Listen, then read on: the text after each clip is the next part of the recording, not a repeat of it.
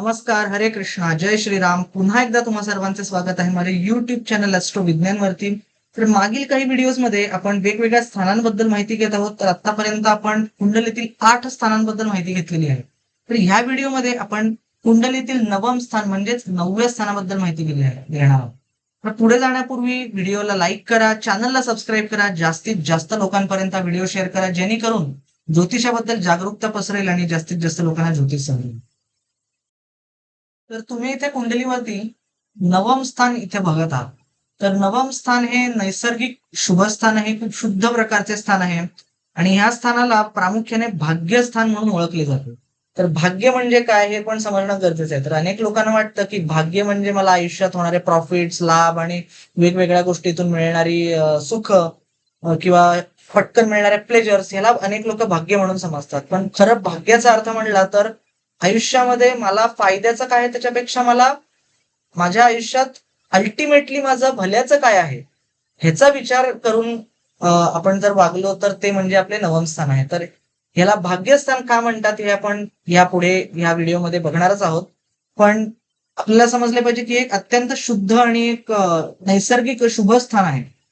तर काय एवढं शुभ स्थान या नवम स्थानाला मानले जाते? तर हे एक धर्माचे स्थान आहे. आपण याला धर्मस्थान म्हणूनही खूप चांगल्या प्रकारे ओळखतो. तर वेगवेगळ्या प्रकारच्या धार्मिक गोष्टी, धार्मिक वाचन, नंतर देवपूजा, नंतर देवाबद्दल असणारी आस्था, देवाबद्दल असणारी श्रद्धा आणि त्यासाठी करणाऱ्या लागणाऱ्या वेगवेगळ्या गोष्टी म्हणजे त्या पूजा असतील किंवा वेगवेगळे साधना असेल, मंत्रपूजा असेल, तर या सर्व गोष्टी करण्याचं जे स्थान आहे ते म्हणजे हे धर्मस्थान म्हणजेच नवम स्थान. आणि त्यासोबतच हे खूप आशावादी स्थान आहे. म्हणजे एखाद्या व्यक्तीला आयुष्यामध्ये असणारी आशा, आयुष्यात तो किती पॉझिटिव्ह आहे ह्याबद्दल विचार करणारे लावणारे स्थान म्हणजे नवम स्थान. त्यासोबतच एखाद्याच्या आयुष्यात वृद्धी कशी होईल, तो प्रगती कशी करेल आयुष्यामध्ये, तर त्याच बाबतीतही हे नवम स्थान आपल्याला खूप चांगल्या प्रकारे सांगते. तर आपण आत्ताच म्हणलं की हे एकूणच धार्मिक स्थान आहे, धर्माबद्दलच्या समजणाऱ्या गोष्टींबद्दल आहे. तर हे तत्वज्ञानाचे सुद्धा स्थान आहे. म्हणजेच आपण बघतो की वेगवेगळे तत्वज्ञान आज वेगवेगळ्या देशांमध्ये आहेत, वेगवेगळ्या रिलिजन्स किंवा धर्मांमध्ये आहेत. तर हे तत्वज्ञानाची आवड किंवा तत्वज्ञानाचा अभ्यास करण्याची आवड ही सुद्धा या नवम स्थानावरनं समजते. म्हणजे वेगवेगळे तत्वज्ञान आहेत, जसं वैशेषिकवाद आहे किंवा वैष्णववाद आहे, वैष्णव सिद्धांत आहे किंवा सांख्य योग आहे. तर असे वेगवेगळ्या प्रकारचे तत्वज्ञान, त्यांची वेगवेगळे प्रकारे अभ्यास करणं, संस्कृतचा अभ्यास करणं, तर हे सर्व तत्वज्ञानाचा अभ्यास करणं हे या नवम स्थानावरनं आपल्याला समजते. तर एका प्रकारे एखाद्या व्यक्तीच्या आयुष्यात चांगलं वागण्याची प्रवृत्ती, त्याचा मनात असणारे चांगलेपणा किंवा त्याची दुसऱ्याला असणारी त्याच्याबद्दलची आस्था, तर ह्या सर्व गोष्टी सुद्धा नवम स्थानाबद्दल समजतात. आणखीन एक प्रमुख गोष्ट या नवम स्थानावरनं समजते ती म्हणजे एखाद्या व्यक्तीचे त्याच्या वडीलधाऱ्या माणसांसोबत असणारे संबंध. म्हणजे ते चांगलेही असू शकतात, वाईटही असू शकतात. तर वडीलधाऱ्या माणसामध्ये प्रथम म्हणजे आपले वडील स्वतः. तर आपल्या वडिलांबद्दल आपली कशी प्रवृत्ती आहे, त्यांच्याबद्दल आपले संबंध कसे आहेत. अनेकदा काही लोकांच्या वडिलांबद्दल नाही जमत, वडिलांसोबत त्यांचे भांडणं होतात किंवा काही जणांच्या याच्यात बघितलं तर वडिलांसोबत खूप चांगले संबंध असतात. तर हे सर्व आपण बघतोय नवम स्थानाबद्दल. तर वडीलधाऱ्या माणसांमध्ये वडिलांसोबतच आणखीन काही लोक पण येतात, जसे इन जनरल आपल्यापेक्षा वयस्कर असणारे लोक, तर त्यांच्याप्रती मान सन्मान, त्यांच्याप्रती असणारा आदर, हे सर्व सुद्धा या नवम स्थानावरनं समजतं. त्यासोबतच करिअरच्या दृष्टीने बघितलं तर बॉस म्हणजे आपले वडीलधारे आपल्या करिअरमध्ये कोण असतात तर आपले बॉस. तर आपणच स्वतः बॉस होणार आहोत की आपला कोणीतरी बॉस असणार आहे, ह्याबद्दल सांगणारे हे जे स्थान आहे ते म्हणजे नवम स्थान. म्हणजे एखाद्या व्यक्तीला लाभणारे लीडर, म्हणजे बऱ्याचदा आपण बघतो की एखाद्याचा बॉस सोबत पटत नाही किंवा बॉस सोबतच भांडण असतात, किंवा एखाद्या व्यक्ती बॉस सोबत त्याची इतकी चांगल्या प्रकारे आज्ञेचं पालन करतो की त्याला प्रमोशन्स मिळतात, त्याचं खूप चांगलं होतं.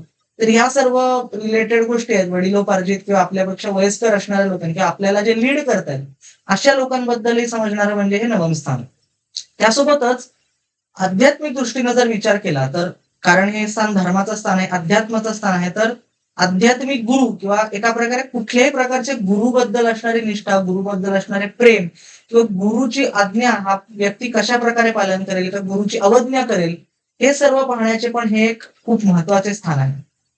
त्यासोबतच एकूणच बऱ्याच चांगल्या वेगवेगळ्या गोष्टींची खाण असणारे हे स्थान आहे. तर हे सर्व चांगले गुण एखाद्या व्यक्ती त्याच्या आयुष्यात पालन करेल का, त्याचं अवलंबन करेल का, तर ह्याबद्दलचं हे स्थान आहे. तर कुठले कुठले चांगले गुण, तर अनेक वेगवेगळे चांगले गुण आपल्याला वेगवेगळ्या शास्त्रांमध्ये समजतात. जसं उदाहरण द्यायचं झालं तर भगवद्गीता. तर भगवद्गीतेचे वेगवेगळ्या अध्यायांमध्ये, खास करून 13व्या अध्यायामध्ये श्लोक क्रमांक 8 ते श्लोक क्रमांक 12 याच्यामध्ये काही वेगवेगळे गुण दिलेले आहेत. तर अशा प्रकारचे गुणांचं अवलंबन करता येईल की नाही, किंवा त्याची इच्छा आहे की नाही, तर ह्याबद्दल सांगणारे हे स्थान आहे. म्हणजे जसं झालं दया किंवा क्षमा, शांती, मनाचा मोठेपणा किंवा त्यागी प्रवृत्ती किंवा आशावादी प्रवृत्ती किंवा एखाद्याला आत्मज्ञान किंवा आत्मसाक्षात्काराबद्दल असणारी ओढ. तर हे सर्व या नवम स्थानाबद्दल आपल्याला समजतं. तर त्यासोबतच हे समाजात आपले असणारे कॉन्ट्रीब्युशन किंवा समाजाबद्दल आपण करणारी सेवा याबद्दलही आपल्याला सांगतो. तर एकूणच सेवा हा खूप पुण्याचे काम आहे. एकूणच पुण्य कमवण्याचे स्थान म्हणून पण ह्या नवम स्थानाला आपण बघतो.